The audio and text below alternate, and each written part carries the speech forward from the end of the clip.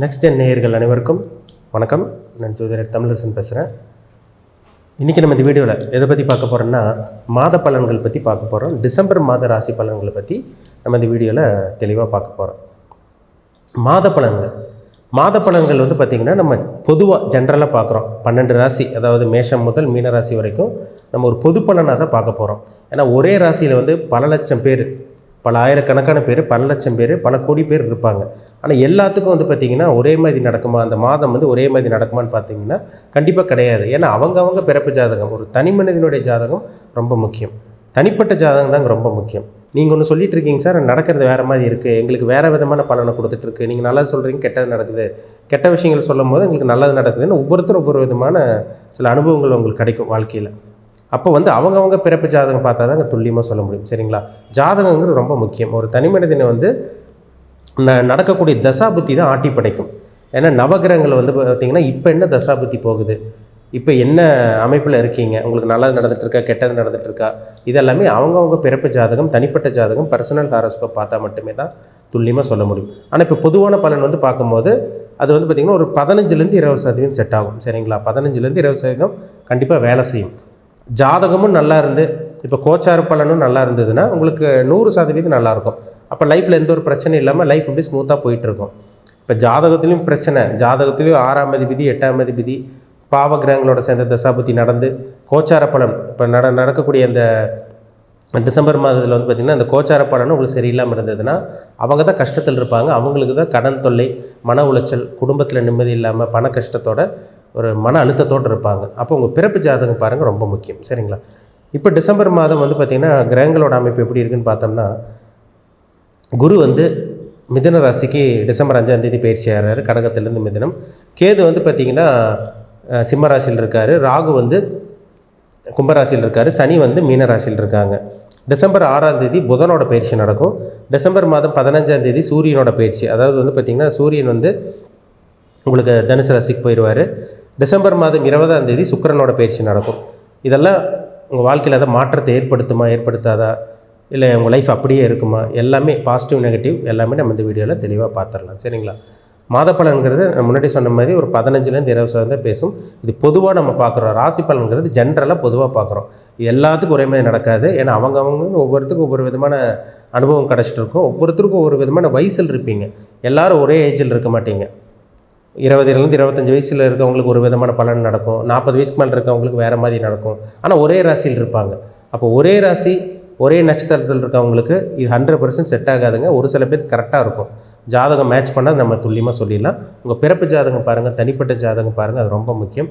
உங்களுக்கு நல்ல வாழ்க்கையில் என்னென்ன நல்லது நடக்கும், என்னென்ன கெட்ட விஷயங்கள் நடக்கும், அந்த கெட்டத்தில் வந்து பார்த்திங்கன்னா எந்த விஷயத்தில் கேர்ஃபுல்லாக கவனமாக இருக்கணும், இது எல்லாமே அவங்கவுங்க தனிப்பட்ட ஜாதகம், சுய ஜாதகத்தை பார்த்தா நம்ம நிச்சயமாக துல்லியமாக தெரிஞ்சுக்க முடியும். இன்றைக்கி நம்ம பார்க்க போகிற ராசி சிம்மம். சிம்ம ராசி நேயர்களுக்கு இந்த டிசம்பர் மாதம் எப்படி இருக்குன்னு பார்க்க போகிறோம்.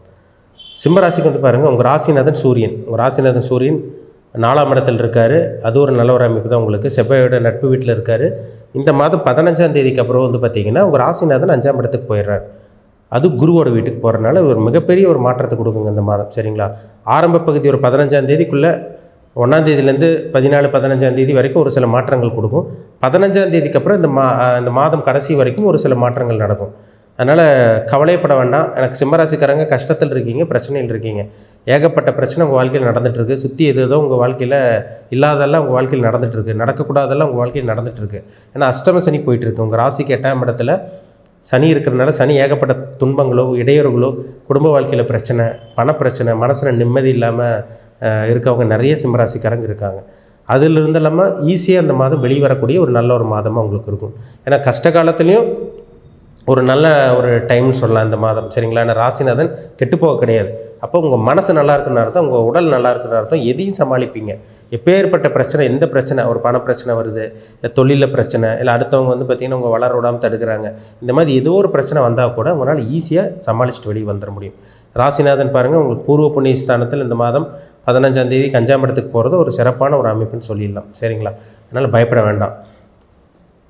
அதேமாதிரி பார்த்திங்கன்னா கொஞ்சம் குழப்பம் வருங்க, கொஞ்சம் ஒரு மாதிரி யாரையும் நம்பிட வேண்டாம். ஏன்னா பண விஷயத்தில் கொஞ்சம் கவனமாக இருங்க. கொஞ்சம் குழப்பங்களும் வரும், அந்த குழப்பத்துலேருந்து வீசிய வெளியே வந்துடுவீங்க. ஏன்னா ராசியில் கேது இருக்கிறனால அப்படியே கொஞ்சம் உங்களை போட்டு அழுத்துற மாதிரி இருக்கும். கொஞ்சம் கவனமாக இருக்கணும். ஏன்னா 8ல் சனியும் இருக்கார் உங்களுக்கு. அதனால் வந்து பார்த்திங்கன்னா யாரையும் நம்பி பணத்தை முதலீடு போட்டு பண விஷயங்களில் கொஞ்சம் கேர்ஃபுல்லாக இருங்க. இந்த ஷேர் மார்க்கெட்டு, லாட்ரி ரேஸு, இந்த ஸ்பெக்குலேஷன் பிஸ்னஸ் இதில் எல்லாமே பணத்தை போட்டு ஏமாறக்கூடிய வாய்ப்புகள் உருவாகும். அதனால் அந்த விஷயத்தில் போய் மாட்டிக்காதீங்க, மாட்ட வேண்டாம். சரிங்களா? தொழிலுக்காக முதலீடு போடுங்க. அதாவது இருக்கிற தொழில் மெயின்டைன் பண்ணுறதுக்காக ஒரு சில பேர் வந்து கேட்குறீங்க, சரி இப்போ நாங்கள் எப்படி தொழில் டெவலப் பண்ணுறது, இருக்கிற தொழில் காப்பாற்றிக்கிறதா இல்லை தொழிலை க்ளோஸ் பண்ணிட்டு போயிட்டோமான்னு கேட்குறாங்க. இருக்கிற தொழில் உங்களால் காப்பாற்றிக்க முடியும்.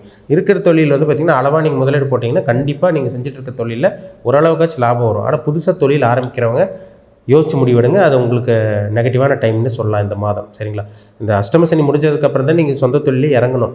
ஏற்கனவே சொந்த தொழில் பண்ணிகிட்டு இருக்கவங்க கண்டிப்பாக அந்த மாதம் சொந்த தொழிலில் ஒரு மாற்றத்தை பார்க்க போகிறீங்க. ஒரு முன்னேற்றம் கண்டிப்பாக கிடச்சிரும் உங்களுக்கு. அதேமாதிரி உங்கள் ராசிக்கு 2ஆம் அதிபதி புதனும் நல்லா இருக்காருங்க. வருமானத்தை கொடுக்குற புதனும் ஒரு நல்ல ஒரு இடத்துல உங்களுக்கு 3ஆம் இடத்துல இருக்கார். அதுக்கப்புறம் டிசம்பர் 6ஆம் தேதி 4ஆம் இடத்துக்கு போயிடுவார்.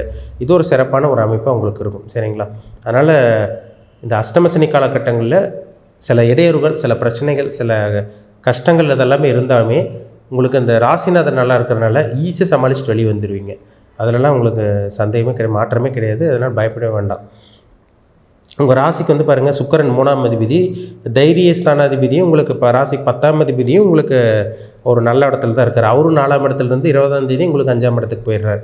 அப்போ உங்களுக்கு ராசிக்கு வந்து மற்ற கிரகங்களால் உங்களுக்கு சாதகமாக இருக்கிறனால எதையும் சமாளிக்கக்கூடிய மாதம். ஏன்னா ராசிக்கு 5ஆம் அதிபதி நல்லா இருக்கார், ராசிக்கு 10ஆம் அதிபதி நல்லா இருக்கார், ராசிக்கு தனாதிபதி பணத்தை கொடுக்குற கிரகமும் நல்லா இருக்கிறனால இந்த மாதம் எந்த பிரச்சனையும் அவங்களுக்கு பெரிய பிரச்சனைகள்லாம் அவங்களுக்கு வரக்கு வாய்ப்பு இல்லை. ஏன்னா போன மாதம் கூட ஒரு சில பிரச்சனைகளை சந்திச்சிருந்துருப்பீங்க. இந்த மாதம் சின்ன சின்ன பிரச்சனைகள் இருந்தாலும் அதிலிருந்து ஈஸியாக வெளியே வந்துடுவீங்க. பயப்படாதீங்க. சரிங்களா? ஒரு தைரியம் கிடைக்கக்கூடிய, ஒரு உத்வேகம் கிடைக்கக்கூடிய, ஒரு தன்னம்பிக்கை கிடைக்கக்கூடிய ஒரு நல்ல ஒரு மாதமாக எல்லா சிம்மராசிக்காரங்களுக்கும் இந்த டிசம்பர் மாதம் நிச்சயமாக உங்களுக்கு அமைஞ்சிடும். மீண்டும் அடுத்த பதிவில் சந்திக்கும் வரை உங்களிடமிருந்து விடைபெறுவது உங்கள் சோதரர் தமிழரசன். நன்றி, வணக்கம்.